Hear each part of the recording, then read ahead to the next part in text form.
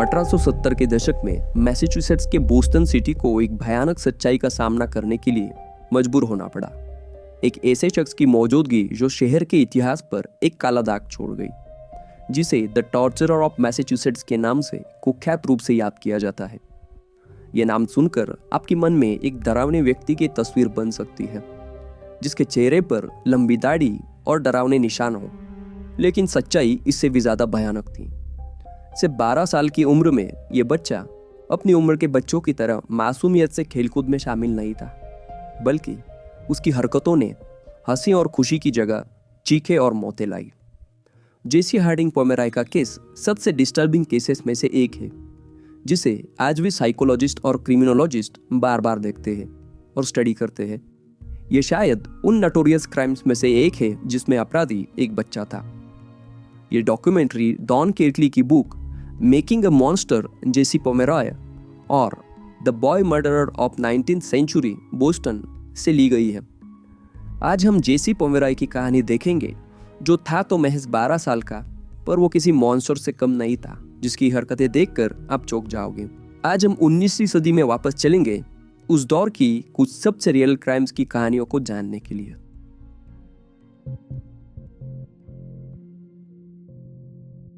29 नवंबर 1859 को मैसेच्यूसेट्स के एक छोटे से गांव चार्ल्सटाउन में जेसी हार्डिंग पोमेरॉय का जन्म हुआ।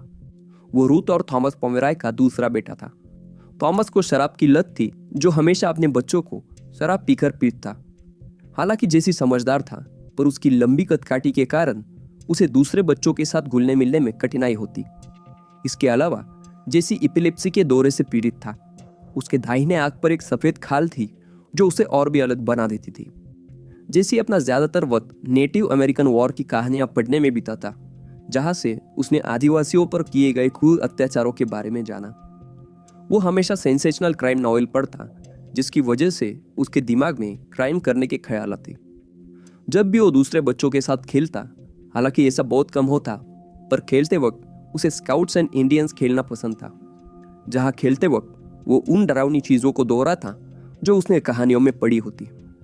उसके पिता थॉमस एक गुस्सैल इंसान थे, जो जेसी को फिजिकली टॉर्चर करते।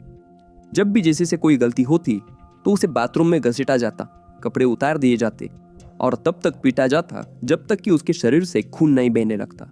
थॉमस ये सिर्फ जेसी के साथ ही नहीं, बल्कि उसकी माँ और उसके भाई चार्ल्स के साथ भी बुरी तरह से पेश आता, और कई बार अपने बेटों को बर्फीले पानी में डुबाने तक की कोशिश थॉमस करता।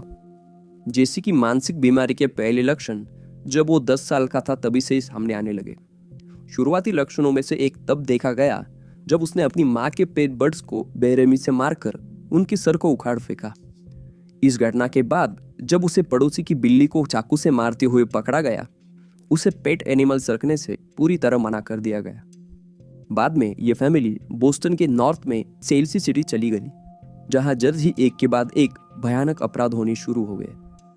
1871 के अगस्त तक जेसी के माता पिता के बीच का रिश्ता बिगड़ने लगा, जिससे उनके अलग होने की नौबत आ गई। अलग होने के बावजूद रूथ ने 7 साल तक तलाक की अर्जी नहीं दी, जिसमें थॉमस के शराब के नशे का कारण बताया गया, जिसके बाद अदालत ने उसकी अर्जी खारिज कर दी और रूथ कानूनी रूप से थॉमस की पत्नी बनी रही। 1898 में थॉमस की मृत्यु के बाद थॉमस के डेथ सर्टिफिकेट में रूथ को उसकी विधवा के रूप में दर्ज किया गया। हालांकि इस बात का कोई सबूत नहीं है कि 1871 में उनके अलग होने के बाद वो एक साथ रहते थे। ये भी हो सकता है कि माता पिता के अलग होने की वजह से जेसी के बर्ताव में बदलाव आया हो। जो जानकारी मौजूद है वो ये है कि 12 साल की उम्र के तुरंत बाद जेसी ने छोटे लड़कों पर हमला करना शुरू कर दिया था। शुरुआत में वो दूसरे बड़े बच्चों से ज़्यादा अलग नहीं लगता था और उसे बस एक नॉर्मल क्रिमिनल के रूप में देखा जाता था, लेकिन जल्द ही ये सब ड्रामेटिकली बदलने वाला था, तो हम आगे देखेंगे।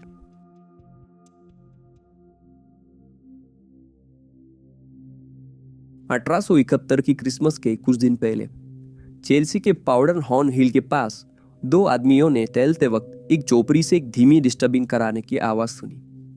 उन्होंने आवाज की ओर जाने का फैसला किया। जैसे जैसे वो करीब पहुंचे, आवाज क्लियर होने लगी और पता चला कि एक बच्चे की रोने की आवाज थी। जब उन्होंने अंदर का नजारा देखा, वो बेहद भयानक था। एक ऐसा नजारा जिसे देख उनकी चीखें निकल गई। उन्होंने देखा कि विलियम पेन नाम का एक 4 साल का बच्चा झोपड़ी में एक खंबे से बंधी रस्सी से लटका हुआ था। माना जाता है कि विलियम जेसी का पहला शिकार था। वो बच्चा लगभग बेहोश था, उसके हाथ खून के बहने से बेजान हो गए थे और उसका शरीर ठंडा और नीला पड़ चुका था, जिससे उसकी हालत और बिगड़ गई थी। वो आदमी उस बच्चे के शरीर पर पड़े घाव और निशानों को देखकर दहशत में थे, जिससे हम अंदाजा लगा सकते हैं कि उसे काफी बेरहमी से पीटा गया था। पुलिस ने हमलावर की पहचान के बारे में सबूत जुटाने की कोशिश की, लेकिन विलियम कभी पूरी तरह होश में नहीं आ पाया कि वो कुछ जानकारी दे सके। वो केवल ये बता सका कि हमलावर ने उसके कपड़े उतारे, उसे बांधा, उसका मुंह बंद किया और उसे कोड़ों से मारा गया। ये करते वक्त वो उसके चारों ओर घूमता, कूदता, हंसता और एक परेशान करने वाले खेल की तरह नाचता। इन डरावनी जानकारियों के बावजूद अपराधी की पहचान नहीं हो सकी। इस घटना के कुछ ही महीनों बाद 1872 के फरवरी में 7 साल का ट्रेसी हेडन जेसी का अगला शिकार बन गया। पहले हमले की तरह हमलावर इस बच्चे को पाउडर हॉर्न हिल की ओर ले गया, जहां उसने उसे और भी भयानक तकलीफें दी। ट्रेसी के दांत और नाक को तोड़ा गया और उसकी आंखों के चारों ओर लगी गंभीर चोट के कारण वो कुछ भी देखने के काबिल नहीं था। जेसी ने ट्रेसी के कपड़े उतार दिए और उसे बेरहमी से एक छड़ी से पीटा। बॉस्टन पोस्ट न्यूज के रिपोर्ट के अनुसार ट्रेसी को उसके अंगूठे के आकार की छड़ी से 5 बार मारा गया और इस बार लड़के के प्राइवेट पार्ट्स को भी निशाना बनाया गया। पुलिस ने ट्रेसी को उसी भयानक हालत में पाया जिसमें विलियम था, और सिर्फ इतनी जानकारी मिल सकी कि हमलावर के बाल भूरे थे और उसने ट्रेसी को उसका प्राइवेट पार्ट काटने की धमकी दी। पुलिस को पता था कि इस पहचान के बावजूद उनके लिए अपराधी को पकड़ना मुश्किल होगा, जिसकी वजह से वो सिर्फ इंतजार कर सकते थे, ये उम्मीद करते हुए कि अपराधी कोई ऐसी गलती करेगा जिससे उसकी पहचान हो जाए। 1872 की गर्मी में जेसी पोमेरॉय ने फिर से हमला किया। इस हमले ने सबका ध्यान खींच लिया, इसलिए क्योंकि ये अब तक का सबसे क्रूर हमला था, और साथ ही इस समय तक ये स्पष्ट हो गया था कि ये घटनाएं नॉर्मल नहीं थी। 22 जुलाई 1872 को 8 साल के जॉनी बाल्च को पैसे का लालच देकर जेसी ने पाउडर हॉर्न हिल की ओर बुलाया। जेसी ने लड़के से यह कहा कि एक आदमी ने जॉनी से एक काम करवाने के लिए कहा था, जिसके लिए उसे 25 सेंट दिए जाएंगे। वहां पहुंचकर जेसी ने जॉनी के कपड़े उतार दिए, उसे बांध दिया और एक खंबे से लटका दिया। फिर उसे इतनी बेरहमी से कोड़े मारे कि उसका पूरा शरीर काले और नीले निशानों से भर गया। जॉनी की चोटें इतनी गंभीर थी कि उसे इलाज के लिए डॉक्टर को बुलाना पड़ा। जब जेसी ने जॉनी को कोड़े मारे, तब बंधे हुए जॉनी ने पूछा कि वो ऐसा क्यों कर रहा है। जेसी, जो उस वक्त किसी तरह के मेंटल कंफ्यूजन में लग रहा था, उसने जवाब दिया कि उस आदमी ने उसे ऐसा करने के लिए कहा है। इस विचलित करने वाली घटना के दौरान जेसी के द्वारा दिखाए गए अजीब लक्षण उसके भविष्य के कई अपराधों की पहचान बने। वो किसी ऐसी शक्ति के वश में था जो उसके कंट्रोल से बाहर थी। पीड़ित लड़का मुश्किल से अपने हमलावर के बारे में कुछ बता सका। पुलिस को जो एकमात्र जानकारी मिली वो ये थी कि हमलावर के बाल भूरे थे और वो बेहद खतरनाक था। लड़के ने बताया कि जिसने उस पर हमला किया वो एक लड़का था और उसे पीटते वक्त कुछ शब्द बोलने के लिए मजबूर कर रहा था। उसने पुलिस को यह भी बताया कि हमलावर मारपीट के दौरान हस्तमैथुन कर रहा था। मारपीट तब तक चलती रही जब तक कि हमलावर ने चरम सुख प्राप्त नहीं किया, और इस समय जॉनी लगभग बेहोश हो गया था। इसके बाद पीड़ित को छोड़ दिया गया और धमकी दी गई कि अगर उसने इसके बारे में किसी को भी बताया तो उसे मार दिया जाएगा, और हमलावर वहां से भाग गया। चेल्सी में पुलिस ने उस अपराधी को पकड़ने के लिए एक कैंपेन चलाया और वहां के सभी भूरे बालों वाले लड़कों से पूछताछ की। उस समय के अखबारों ने हमलावर का वर्णन एक दरिंदे की तरह किया, जो जल्दी ही वहां के बच्चों के लिए एक गोश्त बन गया। डरे हुए माता पिता ने अपने बच्चों को अजनबियों से बात करने से सख्ती से मना करना शुरू कर दिया। इस डर और आतंक के माहौल में हमलावर का एक नया रूप सामने आया। इस बार उसकी पहचान पतली दाढ़ी और लाल बालों वाले व्यक्ति के रूप में बताई गई। पुलिस की नाकामयाबी ने असली अपराधी को उनके नाक के नीचे ही खुलेआम घूमने की छूट दे दी, बिना किसी शक के। असल में यह राक्षस केवल 12 साल का एक बच्चा था। बॉस्टन इवनिंग ट्रांसफर न्यूज के अनुसार सस्पेक्ट के बारे में जानकारी देने वाले को $500 का इनाम देने की घोषणा की गई। मीडिया ने इस मामले को खूब उछाला और अखबारों में सेंसेशनल स्टोरीज की बाहर आ गई, जिससे लोगों में गुस्सा बढ़ने लगा। लोग खुद ही मामला अपने हाथ में लेने लगे और शहर के बच्चों को पकड़कर टॉर्चर करने वाले शख्स की तलाश करने लगे। फिर अचानक चेल्सी में लड़कों पर हमले रुक गए। इसके बाद अगस्त में साउथ बॉस्टन में और भी हिंसक हमलों की एक नई लहर शुरू हो गई। ये कोई कोइंसिडेंस नहीं था कि रूथ पोमेरॉय और उसके 2 बेटे ठीक हमलों के शुरू होने से पहले इस इलाके में आकर रहने लगे थे। शायद रूथ का ये डिसीजन अपने पति के साथ उसके अलग होने से जुड़ा हो सकता है, लेकिन चौंकाने वाली बात यह थी कि उसने उसी जगह रहने का निर्णय लिया जहां उसका अलग हुआ पति रह रहा था।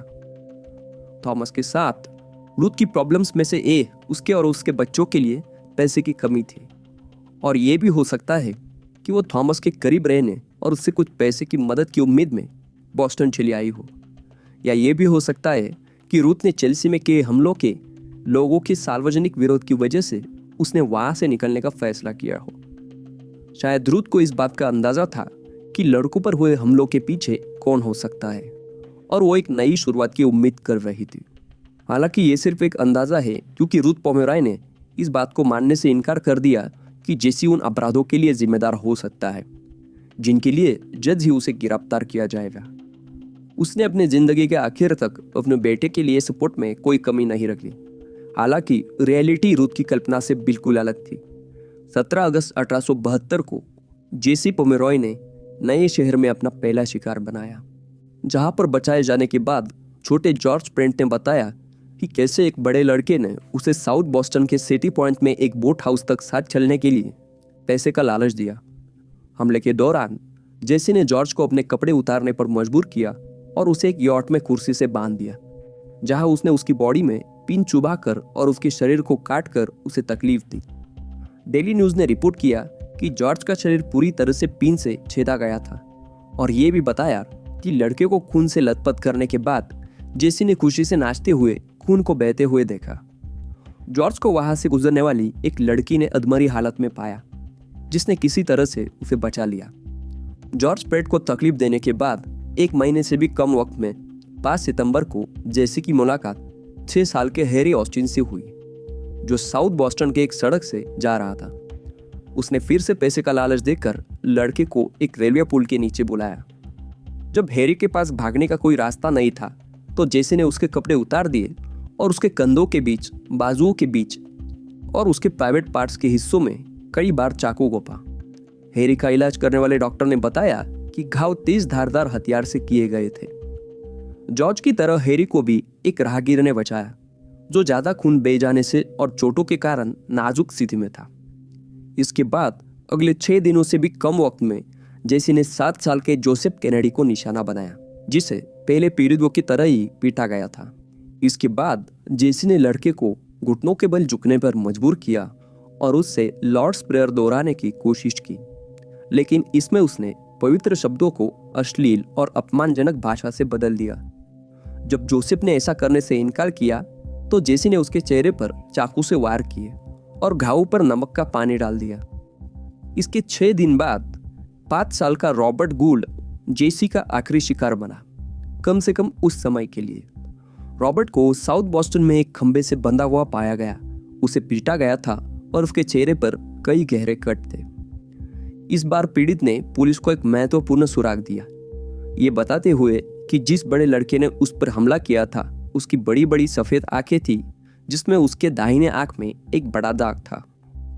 अब पुलिस के पास हमलावर को ढूंढने के लिए कुछ पुख्ता जानकारी थी, लेकिन वो ये भी जानते थे कि वक्त उनके खिलाफ था, क्योंकि उन्हें अंदाजा था कि अपराधी कभी भी अपने क्रूर कारनामों से बढ़कर किसी की जान भी ले सकता है। जांच ने अलग अलग मोड़ लिए, जब तक कि पुलिस ने बोस्टन के स्कूलों की तलाशी लेने का फैसला नहीं किया, ये उम्मीद करते हुए कि वो बच्चों के बीच हमलावर की पहचान कर सकते हैं। 1872 के आखिर तक पुलिस ने एक विक्टिम के साथ कई स्कूलों को खंगाला, पर जब वो जेसी पोमेरॉय की क्लास में पहुंचे तो बच्चा उसे पहचान न सका। इसके बावजूद उसी दिन बाद में जेसी को गिरफ्तार कर लिया गया। न्यूज़ ने इस बात का खुलासा नहीं किया कि उसकी गिरफ्तारी का कारण क्या था। अपनी आत्मकथा में जो जेसी ने बाद में लिखी, उसने बताया कि वो ब्रॉडवे पर अपने घर की ओर जा रहा था। जब वो पुलिस स्टेशन के पास रुका थोड़ी देर बाद एक पुलिस ऑफिसर एक छोटे लड़के के साथ बाहर निकला। जेसी का हाथ पकड़ा और उसे बताया कि उसे स्टेशन चलना होगा। जेसी से कई घंटों तक पूछताछ की गई, लेकिन वो शांत रहा और अपनी बेगुनाही पर जोर देता रहा। हालांकि पुलिस को उसकी कहानी पर विश्वास नहीं था और पुलिस उससे सच उगलवाने की कोशिश कर रही थी। लंबी और डरावनी पूछताछ के बाद उन्होंने उसे उस जेल में अकेला छोड़ने का फैसला किया। आधी रात बाद जब जेसी सो चुका था, पुलिस ने उसे चिल्लाते हुए जगाया और धमकी दी कि अगर उसने कबूल नहीं किया तो उसे 100 साल से ज्यादा जेल की सजा दी जाएगी। उस पल जेसी ने आखिरकार अपने अपराधों को कबूल कर लिया। अगली सुबह जेसी को बोस्टन की अदालत में ले जाया गया, जहां उसका सामना सभी पीड़ितों से हुआ, जिन्होंने उसकी पहचान हमलावर के रूप में की। प्रत्येक पीड़ित ने अपनी कहानी सुनाई, जबकि जेसी की मां इस बात पर जोर देती रही कि वो एक अच्छा और आज्ञाकारी बेटा था। कबूलनामों और गवाहियों के बाद न्यायाधीश ने जेसी से पूछा कि उसे अपराध करने के लिए किसने उकसाया, जिस पर उसने जवाब दिया कि उसे पता नहीं। अखबारों ने रिपोर्ट किया कि जेसी ने अपने किए पर पछतावा जताया, लेकिन यह भी कहा कि वो ये नहीं समझ सका कि उसे ऐसा करने के लिए किस चीज ने प्रेरित किया। जेसी का दावा था कि वो खुद को ये करने से रोक नहीं सकता था। आखिरकार कोर्ट ने जेसी पोमेरॉय को बोस्टन के बाहर वेस्टबरो के स्टेट रिफॉर्म स्कूल भेजने की सजा दी, जहां उसे अपने बचपन के बाकी समय के लिए रहना था। अगले दिन जेसी को उस संस्था में भर्ती कराया गया।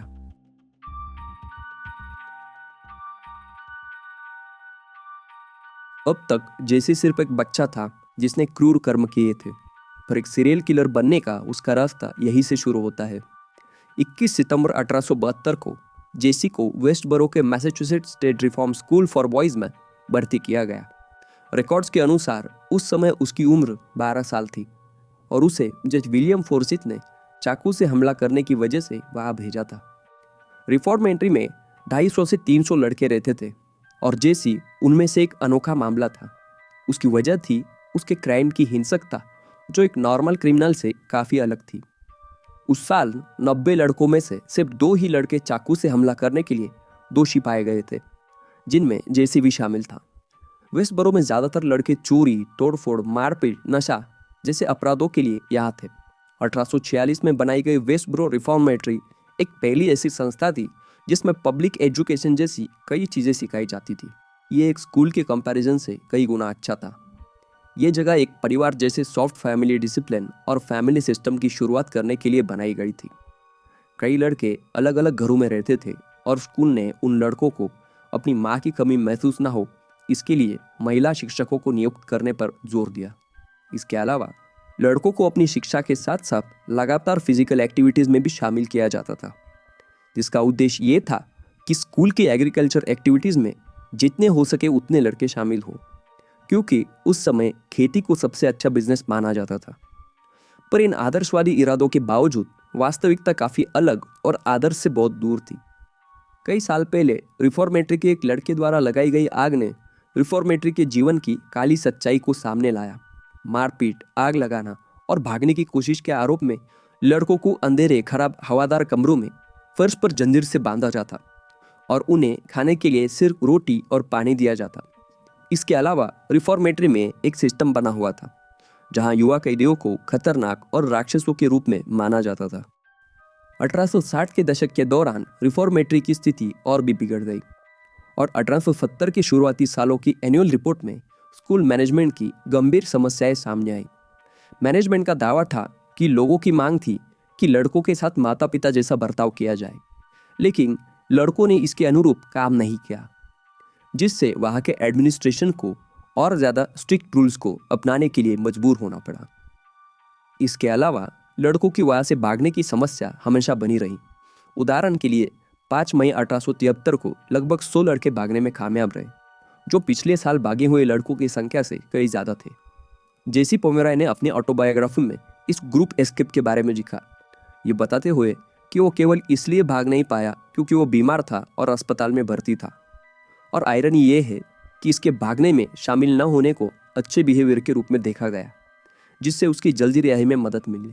इसके बावजूद उसने कबूल किया था कि अगर वो बीमार नहीं होता तो उसने भी भागने की कोशिश की होती।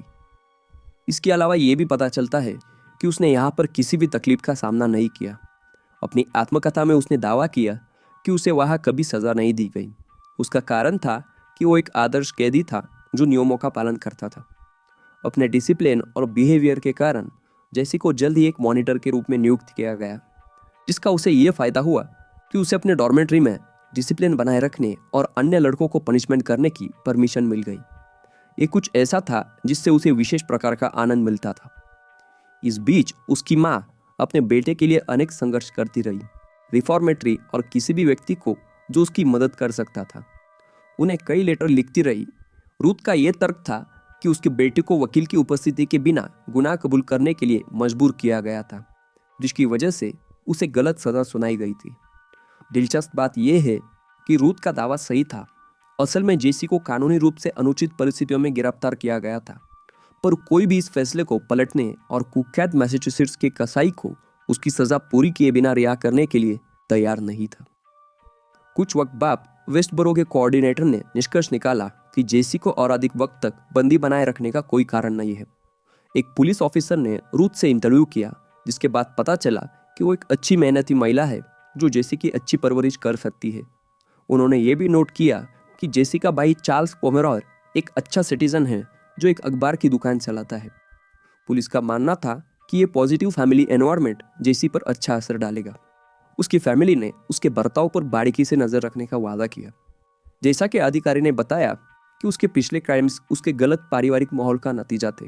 साउथ बोस्टन पुलिस स्टेशन के सीनियर ने खुले तौर पर कहा कि जेसी पर बहुत ज़्यादा या बहुत लंबे समय तक दबाव डालना समझदारी नहीं होगी, ये कहते हुए कि जेसी को खुद को सुधारने के लिए एक मौका मिलना चाहिए। इसका नतीजा ये हुआ कि 16 महीनों की कैद के बाद अब 14 साल का हो चुका जेसी वेस्टबरो रिफॉर्मेटरी से रिहा कर दिया गया। दिक्कत ये थी कि पुलिस ने लोकल लोगों को जेसी की रिहाई के बारे में इन्फॉर्म नहीं किया। 6 हफ्ते बाद 18 मार्च 1874 को जेसी को अपनी माँ की सिलाई की दुकान और अपने भाई के अखबार के शॉप को खोलने का काम सौंपा गया, जो उनके घर के सामने वाली सड़क की दूसरी तरफ थे। सुबह के 8 बज चुके थे और आसपास के बच्चे स्कूल जाने के लिए रास्ते से गुजर रहे थे। जेसी की उम्र का एक लड़का जिसका नाम रुडोल्फ कोहर था, जो वहाँ as a part time worker काम करता था, दुकान में आया और जेसी से बातचीत करने लगा। थोड़ी देर बाद 10 साल की केटी कुरान दुकान में आई। उसने काले और हरे रंग की चेक्स वाली ड्रेस, एक पुराना कोट और गले में स्कार्फ पहना हुआ था। केटी अपनी नई क्लास के लिए बहुत एक्साइटेड थी और स्कूल जाने से पहले उसे एक नया नोटबुक खरीदना था। केटी को 8:30 बजे के आसपास घर पहुंचना था ताकि वो अपनी छोटी बहन को अपने साथ स्कूल ले जा सके। उसी वक्त जेसी ने रुडोल्फ को एक मिल्क शॉप से अपनी बिल्लियों को खिलाने के लिए कुछ खाना लाने के लिए कहा और उसे कुछ सिक्के थमा दिए, जिससे रुडोल्फ दुकान छोड़कर चला गया। जब वो अकेले थे, जेसी ने केटी से कहा कि सिर्फ एक ही नोटबुक बची है, लेकिन उस पर दाग है। बाकी नोटबुक्स नीचे तहखाने में है। उसने उसे नीचे आने के लिए कहा। जैसे ही केटी तहखाने की सीढ़ियों से नीचे उतरी, उसे एहसास होने में बहुत देर हो चुकी थी कि उसे धोखा दिया गया था। बाद में जेसी ने कबूल किया कि मैंने अपना हाथ उसकी गर्दन की चारों ओर रखा, अपना हाथ उसके मुंह पर रखा और अपने चाकू से उसका गला काट दिया। हमले के बाद जेसी ने उसके भाई की दुकान में आने की आवाज़ सुनी। उसने बाथरूम में जाकर अपने हाथ धोए, ऊपर आया और काम करने लगा जिससे कुछ हुआ ही ना हो। केटी की गुमशुदगी ने पूरे पड़ोस में हंगामा मचा दिया, जिससे उसकी माँ मैरी कुरान उसे खोजने के लिए सड़कों पर बेतहाशा घूमने लगी। मैरी पहले मिस्टर टोबिन की दुकान पर गई, जहाँ केटी नोटबुक खरीदने के लिए जाने वाली थी। वहाँ के मालिक थॉमस टोबिन ने बताया कि उसके पास नोटबुक खत्म हो गई थी और उसने कहा कि वो मिसेस पोमेरॉय की दुकान से खरीद सकती है। ये सुनकर मैरी परेशान हो गई, क्योंकि वो जेसी पोमेरॉय के कारनामों से अच्छी तरह से वाकिफ थी और उसे अपनी बेटी की जान का खतरा महसूस होने लगा। फौरन मैरी पुलिस स्टेशन गई और ड्यूटी पर मौजूद पुलिस ऑफिसर को घटना की जानकारी दी। हालांकि अधिकारी ने उसे आश्वासन दिया कि जेसी ऐसा कुछ भी नहीं करेगा, ये बताते हुए कि वो लड़कियों पर नहीं बल्कि लड़कों पर निशाना साधता है। केटी की गुमशुदगी के एक दिन बाद रुडोल्फ कोर, जो उस दिन पोमेरॉय की दुकान पर था, उसने मैरी को बताया कि उसने केटी को वहां देखा था, जिससे मैरी दोबारा पुलिस के पास लौट आई। इसके बाद डिटेक्टिव एडम्स को जांच के लिए दुकान पर भेजा गया, लेकिन वहां उसका सामना रूथ पोमेरॉय की नाराजगी से हुआ। रूथ इस बात से गुस्से में थी कि पड़ोसी उसके बेटे के बारे में अफवाहें फैला रहे हैं और अब उस पर शक कर रहे हैं। फिर भी उसने जासूस को अपना काम करने दिया, लेकिन एडम्स को वहां कुछ भी सुराग नहीं मिला। थोड़ी देर बाद एक गवाह स्टेशन पर आया जिसने दावा किया कि उसने केटी को एक गाड़ी में ले जाते हुए देखा था। इस जानकारी के साथ पुलिस को लगा कि लड़की का अपहरण कर लिया गया है। इस बीच जेसी पोमेरॉय अपने पर्सनल सेटिस्फैक्शन की तलाश में लगा रहा। साउथ बोस्टन के दलदलों और सुनसान इमारतों में बच्चों को फुसलाने की कोशिश करता रहा। हालांकि वो इस इलाके में जाना पहचाना था और सभी बच्चों ने उसे मना कर दिया। कुछ वक्त बाद जेसी की किस्मत तब बदलती दिखी जब उसने 5 साल के हैरी फील्ड से बात की और उसे वर्नॉन स्ट्रीट का एड्रेस पूछा। हैरी ने हाँ कहा और जेसी ने उसे रास्ता दिखाने के लिए 5 सेंट देने का वादा किया। दोनों हाथों में हाथ डालकर सड़कों पर चल रहे थे। जेसी ने अपने दूसरे हाथ में एक झाड़ू पकड़ा हुआ था। जब वो वर्नॉन स्ट्रीट पहुंचे तो अचानक जेसी ने लड़के को पकड़ लिया, उसे गलियों में अंदर खींचते हुए ले गया ताकि वो अपने कारनामों को अंजाम दे सके। लकीली हैरी फील्ड से उसके पड़ोस का एक लड़का मिल गया जो जेसी के अतीत को जानता था। जब दोनों लड़कों के बीच बहस होने लगी तो हैरी ने इसका फायदा उठाया, अपना हाथ छुड़ाया और वहां से भाग निकला। हालांकि जिस लड़के ने मदद की उसका नाम अज्ञात है, पर वो एक हीरो था जिसने हैरी फील्ड की जान बचाई। कुछ वक्त बीत गया और फिर अप्रैल 1874 में 15 वर्षीय जेसी की मुलाकात 4 साल के होरास मिलन से हुई, जो हाल ही में पड़ोस में आए थे। मिलन परिवार ने हाल ही में वहां पर शिफ्ट किया था। होरास एक मासूम सा बच्चा था जिसके गहरे भूरे रंग की आंखें और सुनहरे बाल थे और उसकी मासूमियत में एक दिव्यता झलकती थी।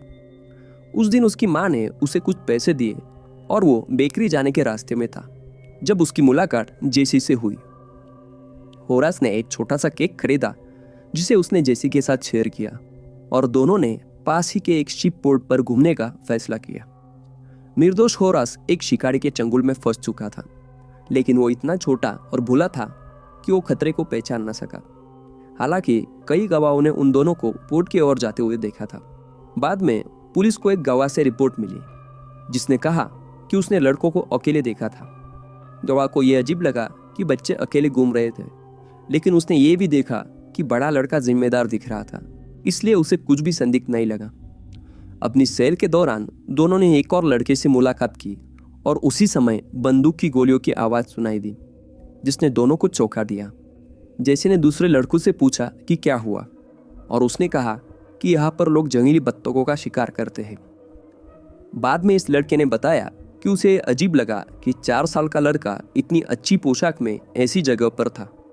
दूसरे गवाह ने भी बताया कि जेसी बार बार पीछे मुड़कर देख रहा था, जैसे उसे किसी का पीछा करने का डर हो, लेकिन कोई उनका पीछा नहीं कर रहा था, इसीलिए उन्होंने ज्यादा ध्यान नहीं दिया। जब होरास ने कहा कि वो थक गया है तो दोनों एक खाई में बैठ गए। उसी क्षण जेसी अपने आप को रोक नहीं सका। एक राक्षसी क्रोध से भरकर उसने होरास को पकड़ लिया और उसका गला काट दिया। हालांकि गंभीर रूप से घायल होने के बावजूद लड़का अभी भी जीवित था। यह देखकर जेसी और अधिक गुस्से में आ गया और उसने होरास पर बार बार चाकू से वार किए। होरास ने खुद का बचाव करने की कोशिश की, लेकिन उसकी कोशिशें बेकार साबित हुई। बाद में जांच के दौरान कई बचाव के घाव पाए गए जो इस बात का सबूत थे कि लड़के ने हमले के अंत तक अपनी जान बचाने के लिए काफी संघर्ष किया था।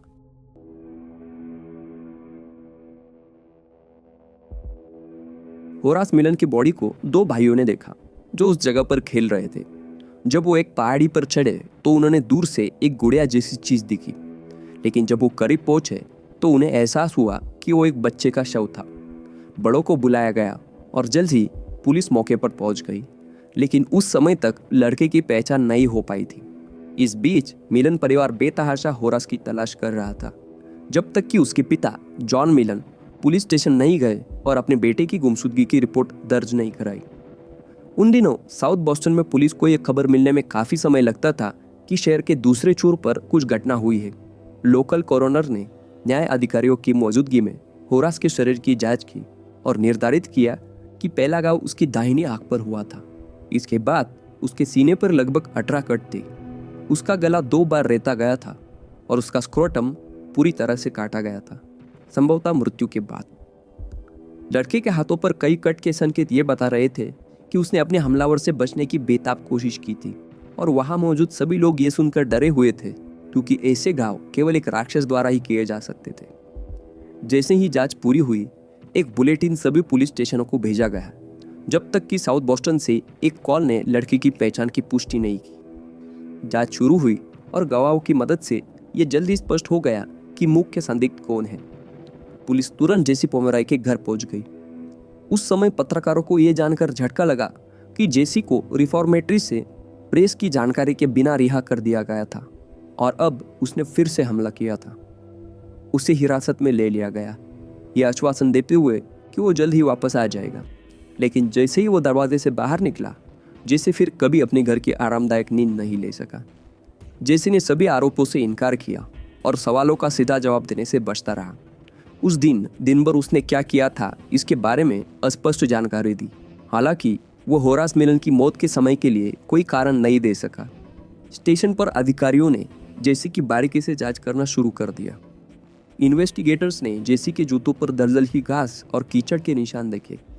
जब उन्होंने उसे अपनी जैकेट उतारने के लिए कहा तो उसके शर्ट पर लाल भूरे रंग के धब्बे देखकर चौंक गए, जिसे तुरंत सबूत के रूप में जब्त कर लिया गया। पुलिस ने फिर जेसी से पूछा कि क्या उसके पास चाकू है। पहले तो उसने मना किया, लेकिन बाद में उसने कबूल किया और सार्जेंट जेसी के घर हथियार जब्त करने चला गया। खून से सना हुआ चाकू जब्त कर जांच के लिए भेजा गया और जेसी को एक कोठरी में रखा गया, जहां वो शांति से सो गया। अगली सुबह अधिकारी जेसी के जूते अपराध की जगह पर ले गए। वहां पाए गए निशानों की तुलना करने के बाद उन्होंने निष्कर्ष निकाला कि जेसी वहां मौजूद था। साक्ष्य का उपयोग करके पुलिस ने सबूत पेश किए और जेसी को एक नई पूछताछ के लिए बुलाया गया। कैप्टन हेनरी डायर ने ऑफिशियली जेसी पोमेरॉय की गिरफ्तारी की घोषणा की, लेकिन लड़के ने आरोपों से इनकार किया। कैप्टन ने सुझाव दिया कि अगर जेसी निर्दोष है तो उसे होरास मिलन के शरीर को देखने के लिए शमशान जाने में कोई प्रॉब्लम नहीं होगी। जेसी ने हिचकिचाते हुए कहा कि वो नहीं जाएगा, लेकिन कप्तान ने उसके इनकार को नज़रअंदाज कर दिया और डिटेक्टिव वुड को उसे शवाग्रह ले जाने का आदेश दिया। उसी क्षण उसके कृत्यों की सच्चाई ने जेसी को डिस्टर्ब कर दिया। वो अंदर से टूट गया और उसने होरास मिलन की हत्या को कबूल कर लिया। आंसुओं के बीच जेसी ने कहा, मुझे ये करने का अफसोस है, प्लीज़ मेरी माँ को मत बताओ। मुझे कहीं ऐसी जगह रख दो जहाँ मैं फिर ऐसा कृत्य ना कर सकूं। जेसी पोमेरॉय द्वारा की गई हत्या की खबर से प्रेस और अखबारों में हलचल मच गई। इसका वर्णन एक दानव के रूप में किया गया जिसने बिना किसी कारण सिर्फ अपनी खुशी के लिए इस मासूम की जान ली थी। पैरोल सिस्टम को मैसाचुसेट्स के लोगों द्वारा कड़े टीका का सामना करना पड़ा, क्योंकि उन्होंने इस अपराधी को बिना जनता को चेतावनी दिए जल्दी रिहा कर दिया था।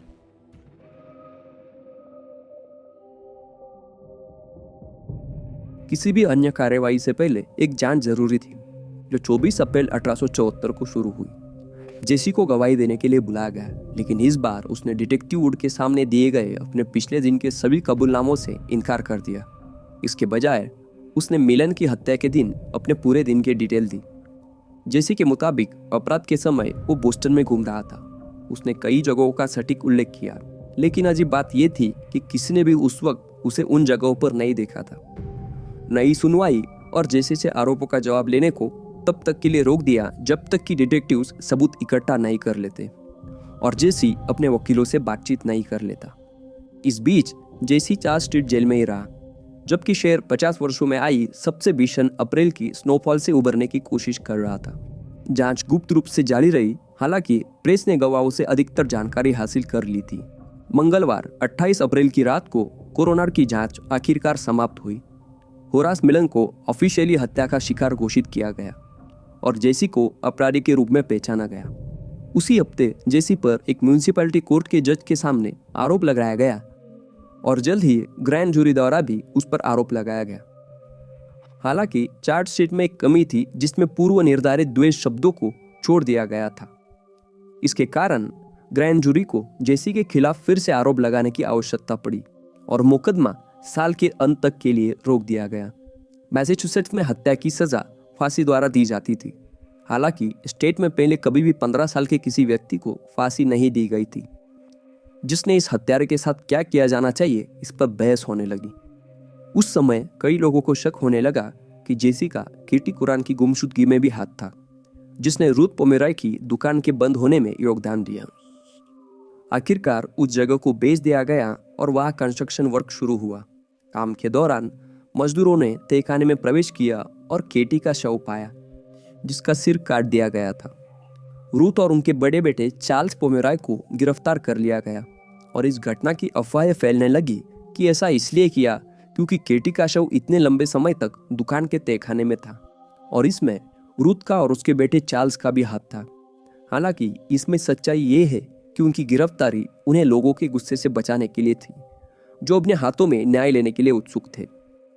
जैसे ही केटी के शव की खोज की खबर साउथ बोस्टन की सड़कों पर तेजी से फैली, लोगों की भीड़ ब्रॉडवे पर रूथ पोमेरॉय के घर के बाहर इकट्ठा हो गई और लोग घर के ऊपर गोलियां चलाने लगे। बोस्टन पोस्ट ने रिपोर्ट किया कि कुछ समय के लिए ऐसा लग रहा था कि गुस्से से भरी भीड़ पोमेरॉय परिवार के किसी भी सदस्य पर बदला लेने के लिए तैयार थी जो उस वक्त उस घर में मौजूद था। आखिरकार रूथ और चार्ल्स दोनों को रिहा कर दिया गया। इसके अलावा ये मेंशन करना जरूरी है कि अक्टूबर 1874 में कई अखबारों ने एक लड़की मार्गरेट लाउक की गुमशुदगी की रिपोर्ट दी, जो केटी कुरान के लापता होने के समय के आसपास गायब हो गई थी। मार्गरेट रूथ पोमेरॉय की दुकान में एक दर्जी के रूप में काम करती थी। वो कनाडा से थी और उसके पिता उसे ढूंढने के लिए बोस्टन आए थे। हालांकि इन रिपोर्टों के बाद मार्गरेट का नाम अखबारों से उसी तरह गायब हो गया जैसे वो बोस्टन से गायब हुई थी। इसलिए हम निश्चित रूप से नहीं कह सकते कि वो जेसी पोमेरॉय की एक और शिकार थी या नहीं। केटी कुरान की मर्डर की इन्वेस्टिगेशन के साथ साथ पोमेरॉय केस लोगों की बड़ी दिलचस्पी पैदा करता रहा। जांच से पहले पुलिस चीफ एडवर्ड सैवेज ने जेसी से बात की और उससे एक डिटेल कन्फेशन निकाला। हालांकि बाद में जेसी ने इस कन्फेशन को वापस ले लिया, जैसा कि उसने पहले भी किया था। एडवर्ड सैवेज के अनुसार हमले का वर्णन देने के बाद जेसी ने कहा कि उसे नहीं पता कि उसने ऐसा क्यों किया, पर वो खुद को रोक नहीं सका और वो ये देखना चाहता था कि लड़की कैसे रिस्पॉन्स देगी। डॉक्टर जिन्होंने पोस्टमार्टम किया, उनसे नई और परेशान करने वाली जानकारी सामने आई, जिनकी रिपोर्ट को पूरी तरह से पब्लिश किया गया, जिससे पता चला कि केटी कुरान के शरीर का ज्यादातर हिस्सा सड़ चुका था। कोरोनर ने उसकी कमर और पेट के आसपास, खासकर उसके प्राइवेट पार्ट के आसपास कई चाकू के घावों के स्पष्ट निशान पाए। ये चोटें तब आई थी जब केटी के कपड़े फटे या काटे गए थे। जेसी के कन्फेशन में उसने दावा किया कि उसने केटी कुरान का केवल गला काटा था, जो स्पष्ट रूप से एक अधूरा कन्फेशन था। पोमेरॉय की केटी की हत्या के बारे में कन्फेशन की अनऑफिशियल रिपोर्टों के बावजूद उसने ऑफिशियल कोरोनर की जांच में गवाही देने से इनकार कर दिया। हालांकि गवाहियों के पूरा होने के बाद जूरी को फैसला लेने में केवल 15 मिनट लगे। केटी कुरान की मौत जेसी पोमेरॉय के हाथ हुई थी। जूरी ने निष्कर्ष निकाला कि जेसी ने अपराध को स्वीकार किया था और प्राप्त सबूतों ने उसके बयान की पुष्टि की थी। यह भी कंफर्म किया गया कि या तो मृत्यु से पहले या मृत्यु के बाद केटी के शरीर को चाकू से विकृत किया गया था। हालांकि केटी की हत्या के लिए जेसी पर कभी ऑफिशियल तरीके से मुकदमा नहीं चलाया गया। यह फैसला ही वो कानूनी न्याय था जो उसे और उसके परिवार को मिला। इस मामले के निष्कर्ष के साथ अखबारों ने चल रहे मुकदमे पर ध्यान केंद्रित किया, जिसमें बताया गया कि जेसी ने एक बार फिर होरास मिलन की हत्या करने की बात कबूल की थी। अफवाह फैली कि जेसी ने अपने वकील और जेल वार्डन दोनों से कहा था कि उसने होरास की हत्या की थी। जेसी ने कहा कि जब उसने होरास को सड़क पर देखा तो उसके बुरे विचार ने उसे मजबूर कर दिया और उसने लड़के को तकलीफ देने का फैसला लिया। जब उससे पूछा गया कि उसने होरास को क्यों मारा, तो जेसी ने कथित तौर पर जवाब दिया कि उसे नहीं पता, लेकिन शायद वो इसे रोक नहीं सका। उसने ये भी कहा कि उसका किसी को नुकसान पहुंचाने का कोई इरादा नहीं था जब तक कि उसने उस लड़के से मुलाकात नहीं की थी। और फिर ये भावना कि उसे ये करना ही होगा उस पर हावी हो गई, इस विचार को दबाते हुए कि ऐसा करना गलत है। इस प्रकार 8 दिसंबर 1874 को होरास मिलन की हत्या के लिए जेसी पोमेरॉय का मुकदमा बोस्टन में एक भरे हुए अदालत कक्ष में शुरू हुआ, जो उस समय के हर अखबार की सुर्खियों में छाया रहा। एकमात्र चीज जो जेसी को फांसी के फंदे से बचा सकती थी वो था पागलपन का फैसला। अगर ये साबित हो सकता कि वो अपने अपराधों के समय कानूनी रूप से पागल था, तो उसे मौत की सजा का सामना नहीं करना पड़ता। प्रोसिक्यूटर जॉन ने मुकदमे की शुरुआत जेसी पोमेरॉय के खिलाफ सभी सबूत पेश करके अंत में जूरी सदस्यों से आग्रह किया कि वो बिना किसी डर और पूरी निष्ठा से अपने कर्तव्यों का पालन करें। जॉन ने सभी गवाहों को बुलाया जिन्होंने कन्फर्म किया कि हत्या के दिन जेसी और होरास एक साथ थे इसके अलावा जिन्होंने शव पाया वो पुलिस अधिकारी जिन्होंने पैरों के निशान का पता लगाया, और आखिर में वो 2 अधिकारी जो जेसी के कबूलनामे के वक्त मौजूद थे, सभी को स्टैंड पर लाया गया। मुकदमे के ज्यादातर समय के दौरान जेसी ने डिसरेस्पेक्टफुल बर्ताव किया, टेबल पर अपने पैर रखकर बैठा रहा और अदालत के प्रति बेपरवाही का भाव दिखाया, जैसे उसे इन चीजों का कुछ फर्क ही न पड़ता हो। जेसी का डिफेंस उसकी मां रूथ पोमेरॉय की गवाही से शुरू हुआ, जिन्होंने बताया कि बचपन में उसे किन बीमारियों का सामना करना पड़ा, जैसे कि ब्रेन फीवर जिससे उसे 3 महीने तक बुखार और बेचैनी रही, अनिद्रा, चक्कर आना और असहनीय सिरदर्द। हालांकि यह रणनीति जल्दी बेकार साबित हुई जब जेसी के शिकारों में से एक रॉबर्ट गुल्ड कोर्ट में दाखिल हुआ। जेसी के चाकू से उसके चेहरे पर पड़े घावों के निशान देखकर जूरी स्तब्ध रह गई और डिफेंस कमजोर हो गया। डॉक्टर जॉर्ज चोएट, जो उस समय के एक मनोचिकित्सक थे, उन्होंने गवाही दी कि जेसी में पागलपन का कोई संकेत नहीं था। उनके अनुसार जेसी के कृत्यों के पीछे एकमात्र प्रेरणा उसका हिंसा के प्रति प्रेम था। 5 घंटे के विचार विमर्श के बाद जूरी ने अपना फैसला सुनाया। जेसी पोमेरॉय को प्रथम श्रेणी की हत्या का दोषी पाया गया और उसे फांसी की सजा सुनाई गई। हालांकि उसकी उम्र के कारण जूरी ने दया की मांग की और अंतिम निर्णय को न्यायाधीश के हाथों में छोड़ दिया। सजा को फरवरी 1875 के मध्य तक स्थगित कर दिया गया, जब बोस्टन में एक और बच्चे की हत्या एक मानसिक रूप से पागल 20 वर्षीय व्यक्ति द्वारा कर दी गई, जिससे जेसी का मामला फिर से सुर्खियों में आ गया। एक समिति का गठन किया गया और 5 से 4 के कठिन वोट से यह निर्णय लिया गया कि जेसी की सजा को बरकरार रखा जाए।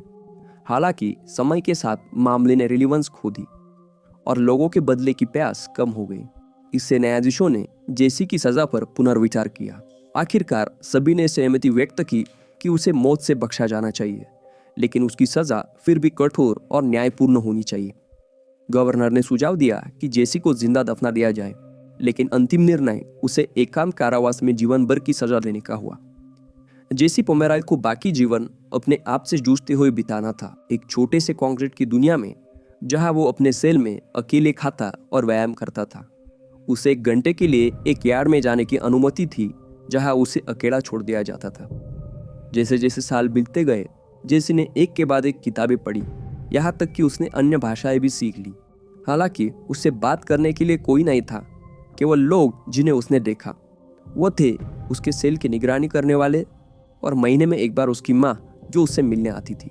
उसकी माँ के मृत्यु के बाद जेसी को कभी कोई विजिटर मिलने नहीं आया।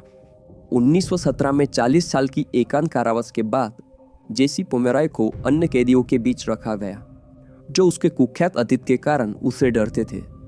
ये बात जेसी को खुशी देती थी कि कोई उसे भूला नहीं है। 1929 में 71 साल की उम्र में जेसी को मेडिकल ट्रीटमेंट के लिए ब्रिज वाटर जेल में शिफ्ट कर दिया गया, जो पहली बार कार में सफर कर रहा था, क्योंकि वाहनों का शोध उसके लंबे कारावास के दौरान हुआ था। आश्चर्यजनक रूप से उसने आधुनिक दुनिया के प्रति कोई प्रतिक्रिया नहीं दिखाई, न तो आश्चर्य और न ही जिज्ञासा। एक रिपोर्टर ने इस घटना का वर्णन इस प्रकार किया, ये कैदी एक सुस्त प्राणी है जिसकी मृत आंखें उस दुनिया को देखती है जिसका उसके लिए कोई मतलब नहीं है। जेसी पोमेरॉय की 2 साल बाद मृत्यु हो गई और प्रेस ने उसे the loneliest man in the world कहा। उसकी अंतिम इच्छा थी कि उसके शरीर को जला दिया जाए और उसकी राख को हवा में बिखेर दिया जाए। जब हम आज के समय से जेसी पोमेरॉय के मामले को कंपेयर करते हैं तो ये स्पष्ट हो जाता है कि रिफॉर्मेटरी में बिताए वक्त के बाद उसने उन विशेषताओं को विकसित किया जो कई कुख्यात रिपर शैली के हत्यारों के समान हैं। यदि वो अपनी जवानी में आज़ाद हो जाता तो हो सकता है शायद वो सबसे क्रूर हत्यारों में से एक बन जाता। यॉर्कशायर रिपर पीटर सटक्लिफ की तरह जेसी ने अपने शिकारों के मृत शरीर को काटने पीटने में आनंद पाया, जिसमें कम उम्र से ही स्पष्ट यौन उपक्रम था। जेसी अभी भी एक बच्चा था, फिर भी उसने एक ट्रेन सीरियल किलर के समान लक्षण प्रदर्शित किए, जिससे वो एक अनोखा मामला बन गया। इस प्रकार के अपराधी जब पकड़े जाते हैं तो जानते हैं कि उन्हें हमेशा याद किया जाएगा, क्योंकि मान्यता उनके कई अपराधों के पीछे की कहानी होती है। ये बात जेसी के मामले में भी स्पष्ट होती है कि वो भी अटेंशन और फेमस होने की इच्छा रखता था। इस इच्छा को इस चीज से और बल मिलता कि जब उसने अपनी खुद की आत्मकथा लिखी, जिसमें उसने अपनी कहानी और अपने अपराधों का वर्णन किया। इस विचार को आगे बढ़ाते हुए हम ये निष्कर्ष निकाल सकते हैं कि जेसी पोमेरॉय की अंतिम सजा असल में ये थी कि उसे दुनिया द्वारा भुला दिया गया।